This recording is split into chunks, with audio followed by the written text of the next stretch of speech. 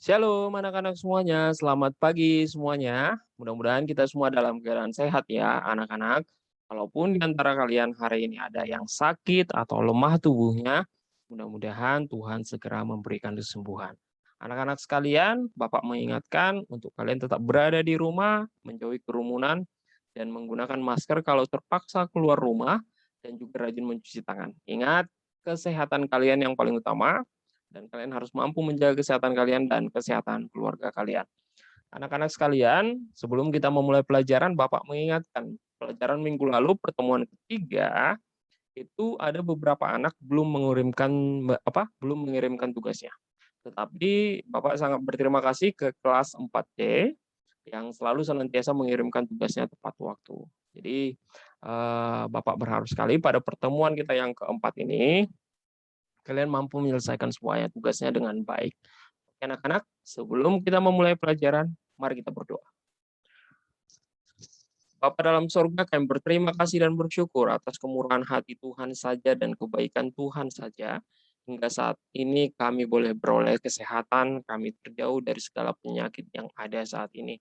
Tuhan Yesus, berilah kami kepintaran, berilah kami juga kepandaian untuk kami boleh memahami pelajaran kami dengan baik. Terlebih ya Tuhan, beri jugalah kesehatan kepada orang tua kami. Berilah mereka rezeki dan kekuatan untuk mampu mencukupi semua kebutuhan kami dengan baik. Menyerahkan seluruh kehidupan kami ya Tuhan kepadamu. Dalam nama Yesus kami berdoa. Amin. Anak-anak sekalian, pada pertemuan yang keempat ini tentu kita akan belajar sesuatu yang akan menarik sekali. Dan itu kita akan pelajari sesuatu yang mungkin terjadi di sekeliling kita sekarang ini.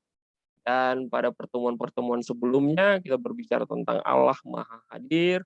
Allah hadir dalam semua peristiwa kehidupan kita, dalam semua liku-liku kehidupan kita. Dan hari ini kita akan belajar tentang seorang yang bernama Naaman. Perhatikan anak-anak semuanya, pelajaran yang ketiga. Lihat semuanya, Pak perbesar sedikit.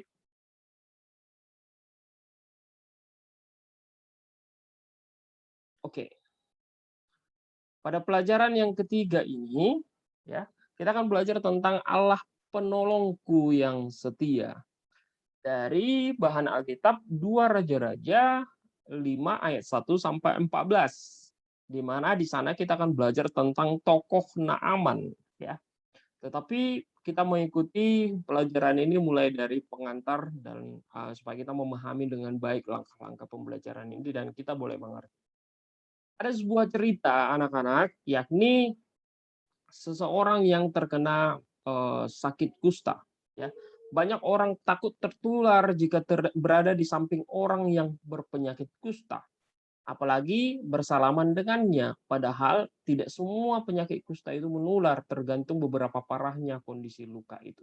Pada zaman dahulu anak-anak, ya, ada sebuah penyakit yang sangat ditakuti oleh orang-orang. Karena selain tertular, ya, selain kita dapat tertular oleh penyakit itu, tetapi itu juga dianggap menjadi kutukan bagi orang-orang yang terkena penyakit itu pada zaman dahulu. Ada nama penyakitnya yaitu ialah penyakit kusta. Seperti apa Pak penyakit kusta itu? Penyakit kusta itu ialah ciri-cirinya misalnya tangannya, semua tubuhnya itu, wajahnya, ya, itu tahu korengan, itu luka-luka korengan kering bernanah seperti itu. Dan itu mengenai semua tubuhnya. Ya. Jadi pada zaman dahulu orang-orang sangat takut sekali dengan jenis penyakit tersebut karena dianggap menular. Ya. Dan orang yang berpenyakit kusta pada saat ini berbeda dengan orang yang berpenyakit kusta pada zaman dahulu. Ya. Kalau zaman dahulu orang berpenyakit kusta itu dijauhi, sudah diasingkan, ditaruh di sebuah tempat yang jauh dari orang-orang. Tetapi pada zaman sekarang ini sudah berbeda. Ya, dulu penderita kusta tidak boleh ada di tengah-tengah keluarga dan masyarakat. Mereka harus diasingkan dari keluarga dan masyarakat di sekitarnya. Di beberapa kota sekarang pun masih banyak orang kusta yang berkeliaran di jalan-jalan raya. Mereka mengharapkan belas kasihan orang. Ada juga yang masih tinggal bersama keluarganya. Tidak sedikit juga tidak sedikit juga yang sudah diterima mereka di bidang pekerjaan tertentu jika mereka sudah dinyatakan sembuh. Tapi zaman dahulu anak-anak mereka sangat dijauhi. Tapi sekarang sudah berbeda kasusnya karena mereka sudah mulai diterima, mereka sudah diberikan obat, sudah diperhatikan, bahkan mereka ada yang tinggal di tengah-tengah keluarga, ya. Pada zaman dahulu orang sangat ketakutan dekat dengan mereka, tapi zaman sekarang sudah mulai berbeda. Bagaimana jika yang sakit kusta itu seorang panglima yang sangat berkuasa? Akankah pengikutnya tetap menerima atau justru meninggalkannya? Diskusikan jawabanmu dengan teman sebangku. Jadi anak-anak untuk memahami apa yang akan kita ketahui sebagai pelajaran hari ini, kita harus membaca ayat Alkitab dari 2 Raja-Raja pasal yang kelima, 1-14. Bapak akan bacakan kepada anak-anak semuanya. Apa isinya? Naaman disembuhkan. Naaman, panglima Raja Aram, adalah seorang terpandang di hadapan tuannya dan sangat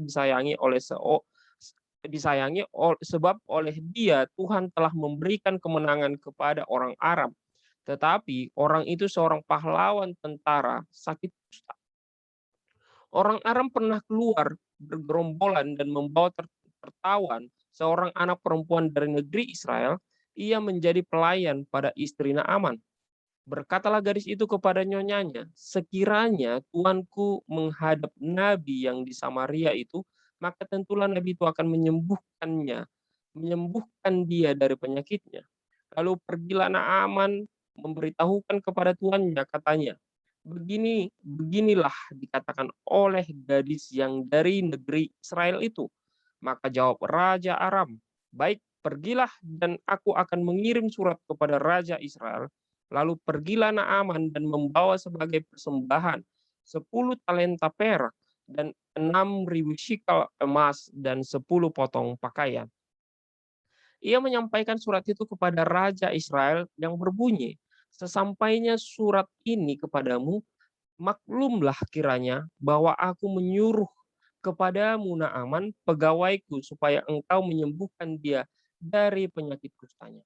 Segera sesudah Raja Israel membaca surat itu, dikoyakkannyalah pakaiannya serta berkata, Allahkah aku ini yang dapat mematikan dan menghidupkan, sehingga orang ini mengirim pesan kepadaku, supaya kusembuhkan seorang dari penyakit kustanya? Tetapi sesungguhnya perhatikanlah dan lihatlah, ia mencari gara-gara kepada aku. Segera sesudah dengar Elisa, abdi Allah itu, bahwa Raja Israel mengoyakkan pakaiannya, dikirimnyalah pesan kepada Raja bunyinya, mengapa engkau mengoyakkan pakaianmu? Biarlah ia datang kepadaku, supaya ia tahu bahwa ada seorang nabi di Israel. Kemudian datanglah Naaman dengan kudanya dan keretanya, lalu berhentilah di depan pintu rumah Elisa. Elisa menyuruh seorang suruhan kepadanya, mengatakan, pergilah mandi 7 kali dalam sungai Yordan, maka tubuhmu akan pulih kembali sehingga engkau menjadi tahir. Tetapi pergilah Naaman dengan gusar sambil berkata, aku sangkal bahwa setidak-tidaknya ia datang keluar dan berdiri memanggil nama Tuhan Allahnya, lalu menggerak-gerakkan tangannya di atas tempat penyakit itu, dan dengan demikian menyembuhkan penyakit kusta. Bukankah Abana dan Parpar sungai-sungai Damsik lebih baik dari segala sungai di Israel? Bukankah aku dapat mandi di sana dan menjadi tahir? Kemudian berparinglah ia dan pergi dengan panas hati. Tetapi pegawai-pegawainya datang mendekat serta berkata kepadanya, Bapak, seandainya nabi itu menyuruh perkara yang sukar kepadamu, bukankah Bapak akan melakukannya? Apalagi sekarang ia hanya berkata kepadamu, mandilah dan engkau akan menjadi tahir. Maka turunlah ia membenamkan dirinya 7 kali dalam sungai Yordan, sesuai dengan perkataan abdi Allah itu. Lalu pulihlah tubuhnya kembali seperti tubuh seorang anak, dan ia menjadi tahir. Kemudian kembalilah ia dengan seluruh pasukannya ke abdi Allah itu. Setelah sampai, tampillah ia ke depan Elisa dan berkata, sekarang aku tahu bahwa di seluruh bumi tidak ada Allah kecuali di Israel. Karena itu, terimalah kiranya suatu pemberian dari hamba-Mu ini.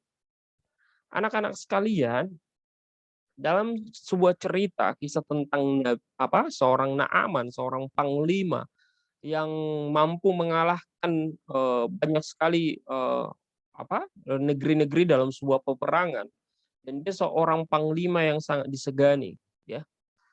Dan apa yang terjadi kepada dia? Ternyata dia mengalami sakit kusta, dan pada suatu hari ada seorang perempuan tawanan mereka yang mereka bawa, perempuan Israel yang mereka bawa, dan perempuan itu dijadikan menjadi budak atau pembantu dari istrinya. Dan seorang perempuan Israel itu mengatakan, "Sekiranya tuanku mau pergi ke nabi di Israel, maka engkau akan disembuhkan oleh." Dan atas pesan itulah dia berpikir, terus, dia dia juga ingin sangat sembuh ya, dia juga ingin secepatnya sembuh, dan akhirnya dia mengikuti perkataan perempuan itu dan pergi ke Israel. Dan di Israel dia bertemu dengan seorang nabi yang bernama Elisa. Dan Elisa menyuruh dia untuk apa? Untuk mandi 7 kali di Sungai Yordan. Dan ingat, ketika dia mandi 7 kali di Sungai Yordan, akhirnya dia pun sembuh dari penyakit kustanya. Anak-anak sekalian, ya, dari apa yang terjadi itu, akhirnya Naaman seorang panglima perang yang mengalahkan begitu banyak orang-orang dalam sebuah peperangan, ya, panglima perang Raja Aram, ya, akhirnya mengatakan, "Hari ini aku mengetahui dan mengakui bahwa hanya di Israel lah ada Allah. Bahwa hanya di Israel lah ada Allah." Dan itu menjadi sebuah kesaksian dari seorang yang disembuhkan oleh Nabi Allah. Dan anak-anak sekalian, itulah perbedaan kasusnya. Bapak mau mengatakan kepada kalian, zaman dahulu orang yang terkena penyakit kusta itu dianggap menjadi seseorang yang terkutuk, dijauhi, ya, diusir dari sebuah tempat, ya, diasingkan, tidak dianggap manusia lagi. Karena apa? Karena dianggap orang terkutuk yang menentang Allah. Tetapi di satu sisi, dia adalah seorang panglima perang Raja Arab yang sangat terpandang di hadapan tuannya dan sangat disayangi. Karena apa? Sebab oleh dia Tuhan telah memberikan kemenangan kepada orang Aram. Tetapi orang itu seorang pahlawan tentara yang sakit kusta. Sudah, dia mau diasingkan, dia mau diusir, tapi dia seorang yang sangat disayangi oleh Raja Aram. Dia seorang yang sangat disegani, ya, oleh orang-orang Arab. Dia seorang panglima yang sangat diagungkan karena begitu banyak memenangkan peperangan. Tetapi anak-anak sekalian, apakah dia dijauhi pada saat itu? Tidak mungkin dijauhi. Karena apa? Karena dia adalah seorang yang sangat penting dalam sebuah kerajaan Arab. Tetapi apa? Kalau bisa dia sembuh, kalau dia bisa mengalami kesembuhan itu lebih baik. Dan ternyata seorang gadis yang mereka bawa itu dari peperangan, ya, seorang gadis Israel yang mereka bawa itu memberikan petunjuk untuk kesembuhan daripada panglima perang Naaman. Bagaimana jika sakit kusta itu seorang panglima yang berkuasa? Dalam pertanyaan ini, akankah pengikutnya tetap menerima atau justru meninggalkannya?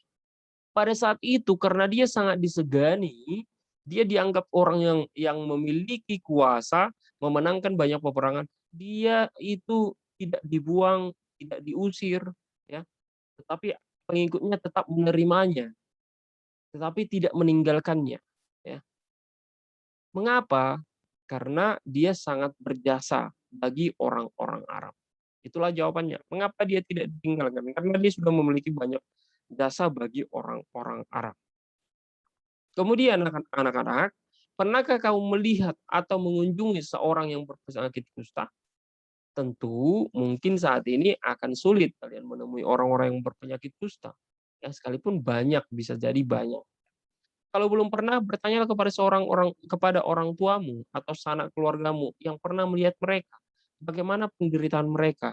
Lalu tuliskanlah ciri-ciri orang yang mengalami sakit kusta atau lepra di dalam kotak di bawah ini. Anak-anak sekalian, mungkin kalian belum pernah bertemu dengan mereka yang berpenyakit kusta. Tentu mereka mereka mengalami sebuah penyakit yang sangat tidak mengenakan. Mengapa? Karena dengan mereka koreng, luka, bernanah, itu mungkin gatal sekali. Coba bayangkan kalau di wajahnya harus digarut seperti ini, terus kena matahari jadi gatal sekali, kering jadi gatal banget itu kan. Terus nanti mau mandi juga seperti apa, coba bayangkan. Mau mandi nanti seperti apa, terus apa obatnya, mau tidur juga kalau di punggungnya ada penyakit itu, coba bayangkan, enak nggak?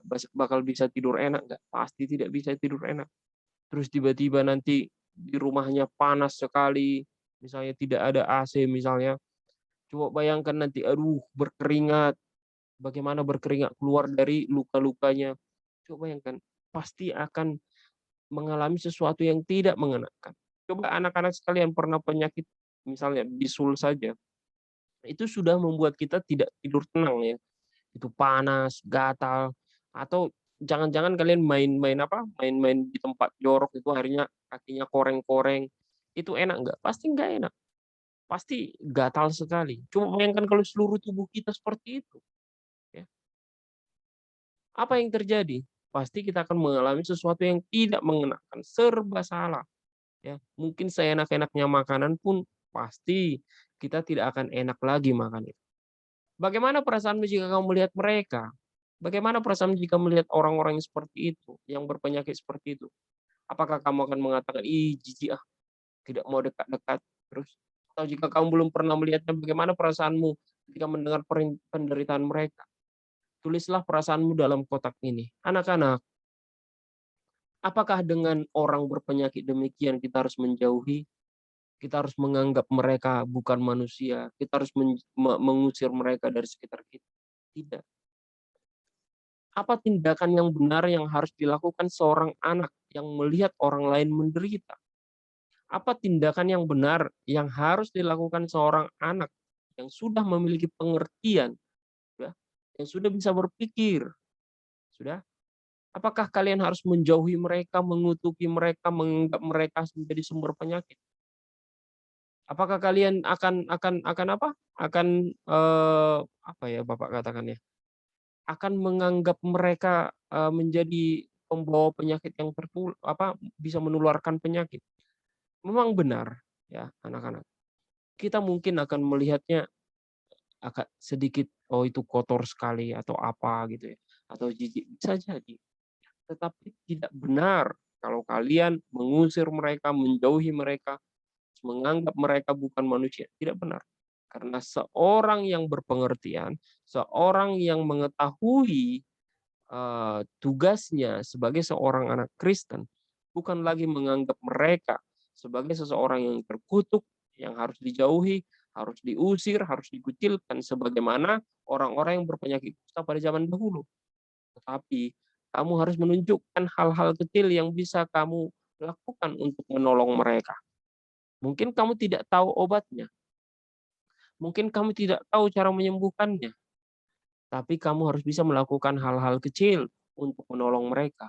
Setidaknya tidak menyinggung perasaan mereka. Ada anak-anak terkadang sudah orang menderita, tapi terkadang mulutnya masih melontarkan kata-kata yang tidak benar. Misalnya misalnya ada sebuah kasus ya, suatu ketika bapak sedang makan, terus ada seorang anak dengan orang tuanya sedang makan juga. Terus, ada seorang pengamen yang memang tidak berpakaian cukup bagus pengamennya, tidak cukup rapi juga. Terus, ibunya bilang begini, "Ih jijik ah, jangan dekat-dekat ke sini," katanya. Kita tahu memang pengamennya tidak berpakaian sebagus ibu itu. Kita tahu, penampilan pengamen itu tidak serapi ibu yang sedang makan itu. Tetapi kata-katanya itu akan semakin menyakiti pengamen itu.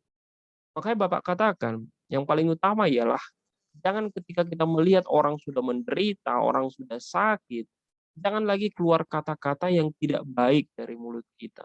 Kalau kita tidak bisa menolong, paling tidak jangan kita menghina. jangan kita menghujat, jangan kita mengusir.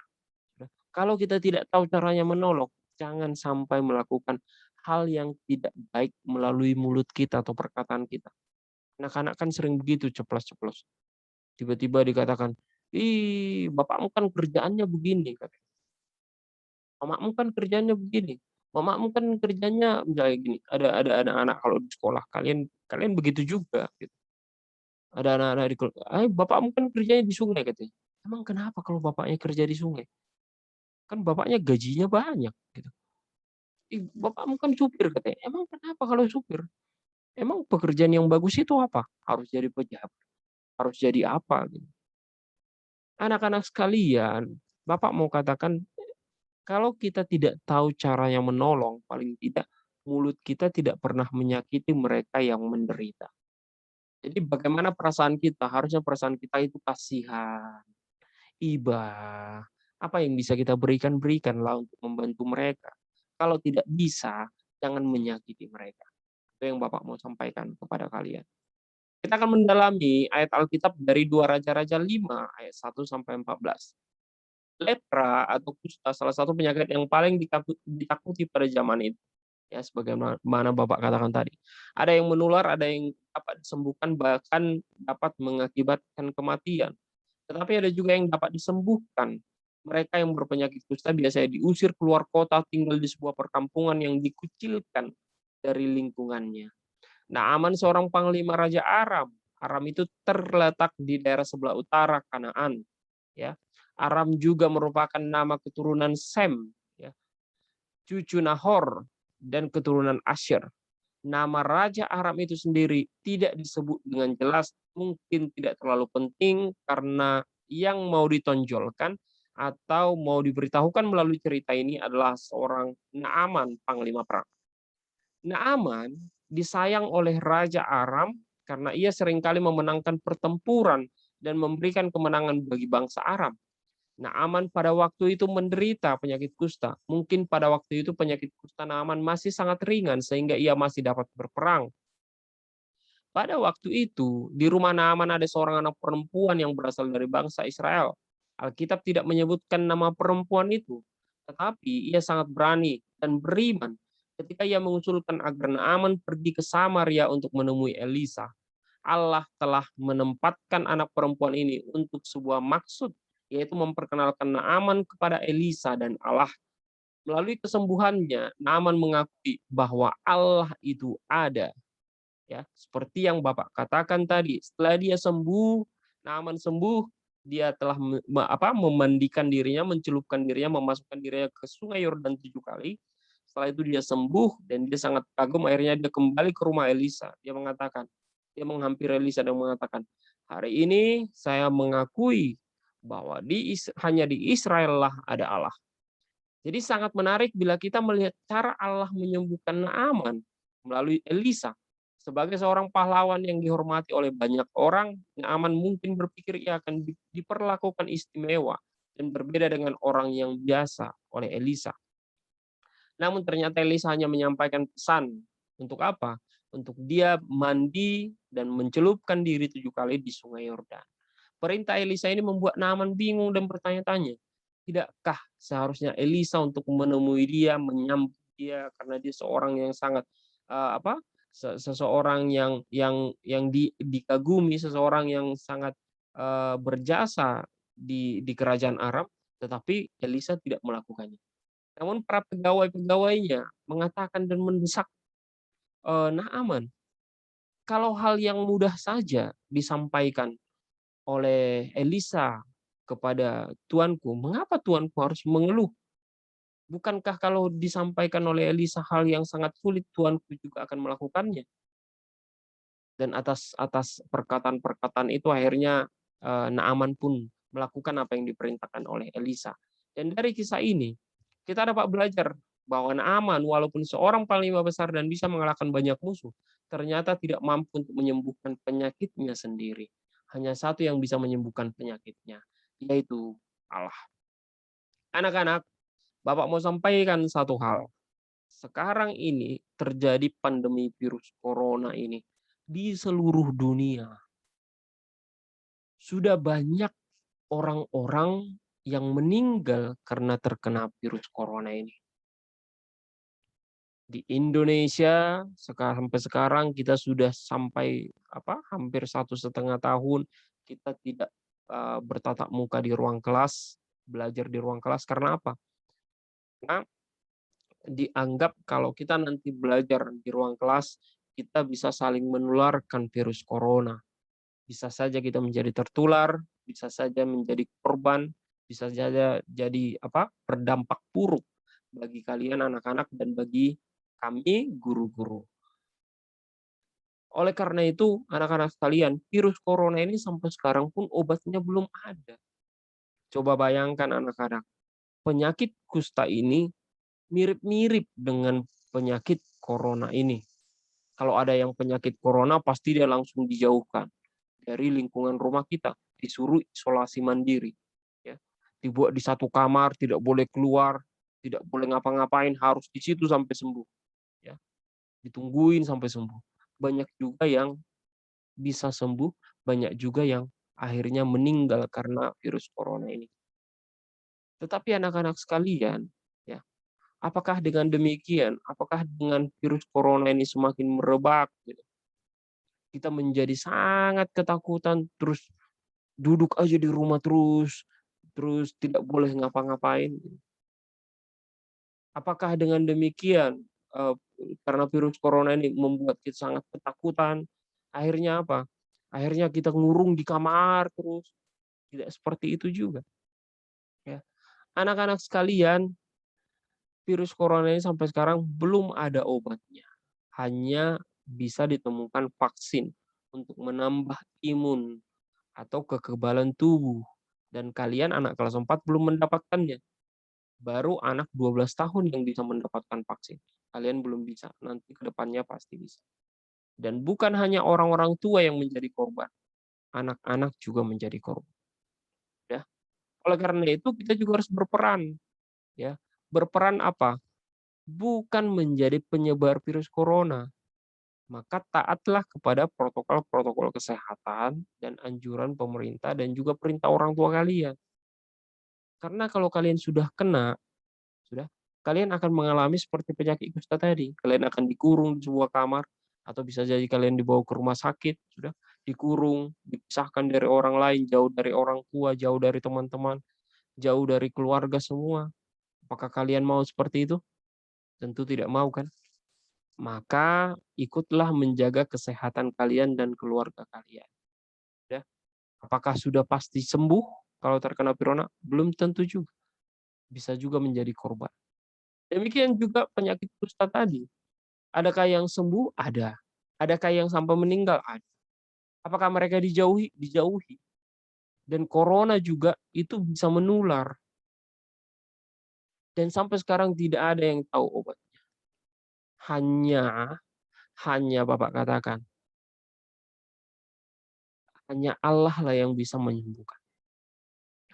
Tidak peduli orang kaya, tidak peduli orang yang sudah berjabatan tinggi, tidak peduli guru, tidak peduli misalnya supir, tidak peduli orang yang bekerja di taman, tidak peduli orang yang bekerja satpam, tidak peduli misalnya pejabat-pejabat negara, semua bisa terkena virus corona. Sudah, semua orang bisa terkena virus corona. Sama seperti tadi, Naaman, seorang panglima perang, dia juga bisa kena penyakit kusta. Sudah, pejabat-pejabat di negeri kita juga di Indonesia banyak yang terkena virus corona dan akhirnya meninggal. Oleh karena itu anak-anak, berharaplah kepada Tuhan, karena hanya Tuhan yang bisa menghentikan ini. Dan Tuhanlah yang bisa menyembuhkan kita kalau kita terkena penyakit. Tetapi supaya kita tidak terkena, apa caranya? Jagalah kesehatan kalian dan keluarga kalian, jangan berkerumun, jangan banyak keluar rumah dulu. Kegiatanlah di dalam rumah. Oke anak-anak, ya. Maka dengan demikian, anak-anak, pada bagian D, kita bersyukur karena Allah menolong kita senantiasa. Allah menjadi sumber pertolongan dari segala apapun yang terjadi dalam kehidupan kita. Tidak hanya menolong kita dalam keadaan sakit, tidak hanya menolong kita dalam keadaan sehat, tidak hanya menolong kita dalam keadaan sedih atau senang, tapi dalam segala keadaan. Allah lah yang menolong kehidupan kita. Tidak hanya dalam sukacita, tetapi juga dalam duka cita, bahkan dalam berbagai situasi yang kita alami. Itulah bukti daripada pertolongan Allah, di mana Allah senantiasa ada bagi manusia ciptaannya, ada di segala tempat di mana manusia tinggal, ada di dalam segala situasi, dalam situasi apapun manusia. Sudah, Allah tetap ada berada di sampingnya. Sesehat apapun kita, tetap manusia penuh dengan keterbatasan. Pertolongan Allah kita butuhkan dan rasakan bukan hanya ketika saat bersuka cita. Anak-anak, Bapak mau sampaikan, tidak ada sebuah keadaan di mana kamu mungkin sangat senang sekali karena kamu mungkin sedang berulang tahun, diundang semua teman-temanmu, kamu sangat senang sekali. Datang semua keluargamu, bawa kado, bawa hal-hal yang kamu inginkan, bawa apa permintaanmu itu diwujudkan orang tua. Kamu sangat senang sekali. Makan kue yang enak sekali, makan makanan yang enak sekali. Tidak ada sebuah kondisi di mana kamu sangat senang sekali semua keinginanmu terwujud sehingga kamu tidak membutuhkan Allah. Adakah misalnya anak kelas 4 misalnya ya, anak kelas 4 misalnya Ben mengatakan, "Pak, aku sangat senang sekali, semua yang aku inginkan itu ada. Semua yang aku perlukan itu ada." Sudah, aku sangat senang, Pak. Jadi aku nggak butuh Allah lagi. Karena aku sudah sangat senang. Bisakah kita mengatakan demikian? Karena kita saking senangnya semua keinginan kita terpenuhi sehingga kita mengatakan kita tidak butuh Allah. Atau ada seorang anak mengatakan seperti ini, misalnya Mikaela, "Pak, hari ini aku sedih sekali. Aku sedih sekali, Pak. Mamaku pergi ke pasar, terus pulang-pulang dia nggak beliin makanan yang aku suka.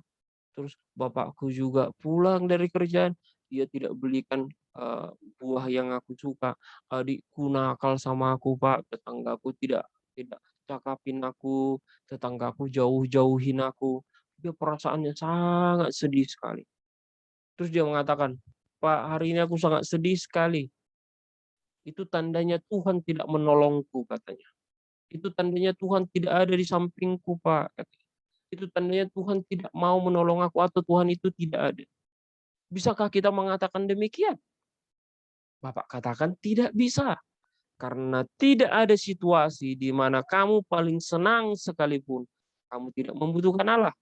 Tidak ada situasi di mana kamu paling sedih sekalipun, sehingga seolah-olah Allah tidak ada di sana. Oleh karena itu, pertolongan Allah itu menunjukkan bahwa Dia tidak pernah meninggalkan kita. Allah selalu bekerja dalam kehidupan kita. Apa buktinya? Dalam keadaan senang, dalam keadaan susah, sedih. Sudah, Allah selalu bekerja dalam kehidupan kita. Sebagai contoh, Bapak sampaikan. Bukankah kamu bisa senang? Bukankah kamu bisa merasakan apa yang kamu inginkan itu terpenuhi semuanya? Karena Tuhan yang memberikannya.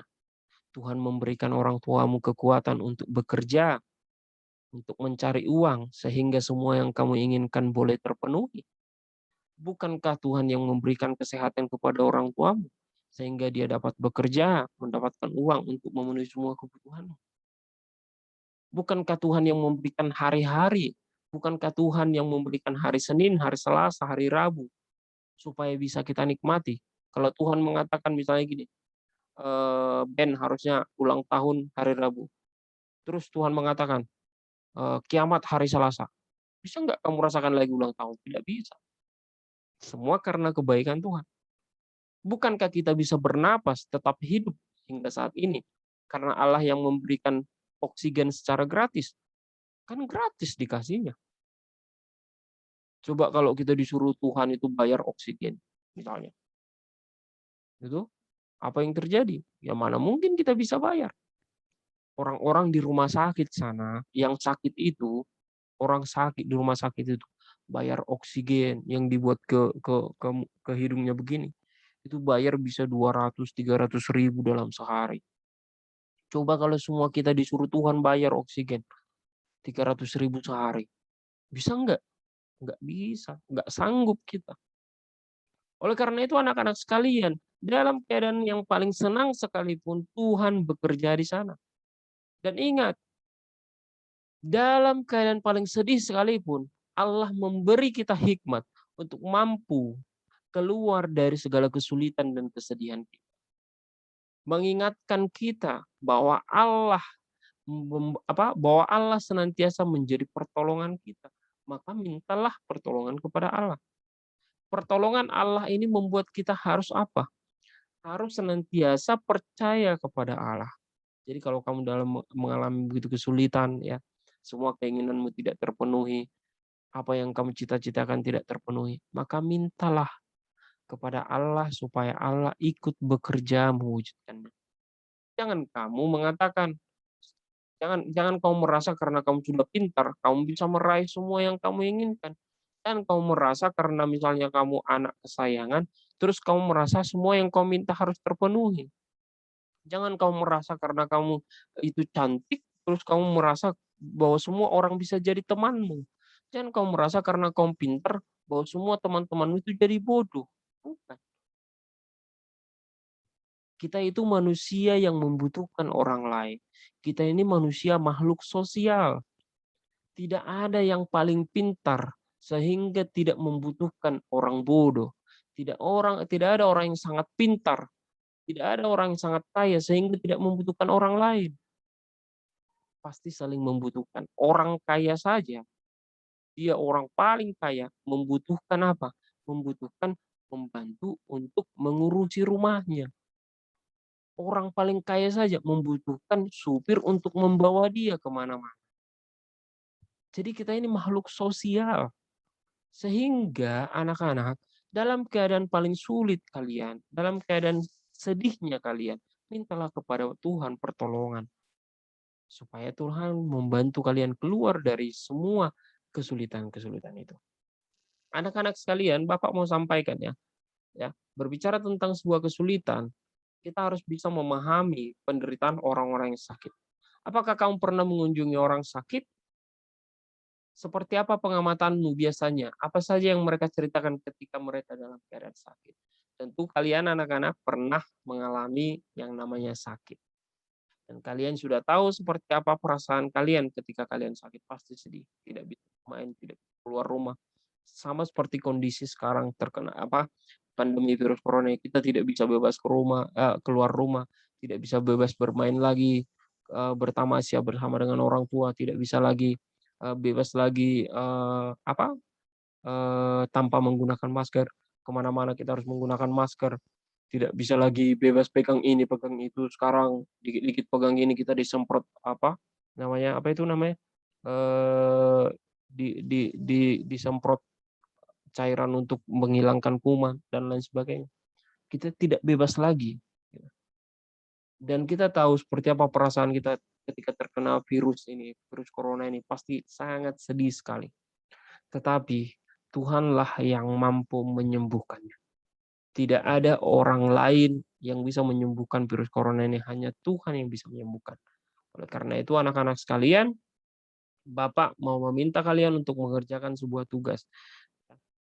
Tuliskanlah ya pengalaman, ya, tuliskanlah 3 pengalamanmu di mana Allah menolongmu dalam keadaan sakit. Yang pertama ya, tuliskan 1 pengalaman ketika Allah menolongmu dalam keadaan sakit. Yang kedua, tuliskanlah pengalamanmu ketika Allah menolongmu untuk meraih cita-citamu. Sudah? Sudah? Meraih cita-citamu atau meraih yang kamu inginkan dalam hal belajar. Yang pertama, ketika Allah menolongmu ketika kamu sakit, ketika Allah menolongmu dalam belajar untuk meraih cita-citamu. Yang ketiga, ketika Allah menolongmu ya, tadi ya, ketika Allah menolongmu untuk bisa bersahabat dengan semua orang atau berteman dengan semua orang. Ya. Jadi tulislah pengalamanmu ketika Allah menolongmu sehingga kamu bisa berteman dengan semua orang, bersahabat dengan semua orang, dan boleh membantu semua orang, boleh saling membantu, saling mengasihi dengan semua orang. Oke anak-anak, ada 3 tugas kita yakni menuliskan pengalaman Allah menolong kita dalam keadaan sakit, Allah menolong kita dalam belajar, sudah. Allah menolong kita dalam berteman, untuk bisa berteman dengan semua orang. Jadi oleh karena itu anak-anak, Bapak mau sampaikan, ya, Allah adalah sumber kesembuhan. Allah adalah sumber kesembuhan. Kalaupun kita mengalami sakit penyakit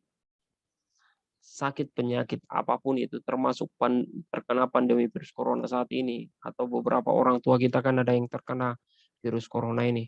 Tuhanlah yang menyembuhkan, Tuhanlah yang menolong. Maka apa? Percayalah kepada Tuhan bahwa Tuhanlah sumber kesembuhan, lebih pintar dari semua dokter, lebih hebat dari semua yang mampu mengobati, sudah lebih hebat dari semua orang-orang yang bekerja di bidang kesehatan. Allah lah sumber daripada semua hikmat dan kesehatan. Kalaupun kita berobat ke dokter, dokter adalah orang yang digunakan oleh Allah untuk menyembuhkan penyakit orang tua atau kita semuanya. Jadi di tengah-tengah pandemi virus corona ini anak-anak, bagaimana kita supaya terhindar dari segala penyakit? Itu telah berperan aktif untuk apa? Untuk memutus mata rantai penyebaran virus corona ini dengan apa? Tetap berada di rumah, berkegiatan di rumah, dan jangan dulu keluyuran keluar rumah. Oke anak-anak sekalian, Allah telah menolong kita sejauh ini, Allah telah menolong kita sampai saat ini. Kalian dan Bapak tetap dalam keadaan sehat, orang tua kalian dan Bapak tetap dalam keadaan sehat. Itu menjadi sesuatu yang harus kita syukuri bersama. Oke anak-anak sekalian, tugas kita yang pertama tadi menuliskan 3. Sudah, Allah menolong kita dalam keadaan sakit, Allah menolong kita dalam belajar, ya menuliskan pengalaman ya. Terus Allah menolong kita untuk bisa berteman dengan semua orang. Dan yang selanjutnya, tugas kita yang kedua ialah Bapak meminta kalian menuliskan sebuah pengalamanmu. Apa yang kamu tahu tentang virus corona ini? Apa yang kamu ketahui tentang virus corona? Tanyakan kepada orang tuamu, tanyakan kepada kakakmu, tanyakan kepada orang di sekelilingmu saja. Jadi apa yang kamu ketahui tentang virus corona? Pengalamanmu tentang virus corona seperti apa? Udah, apa yang kamu alami, sedihkah, apa tidak bisa kemana-mana kah, tidak bisa belajar, tidak sekolah, bagaimana cara untuk menghindarinya, bagaimana cara untuk mengobatinya, apalah yang bisa kamu tuliskan tentang virus corona ini.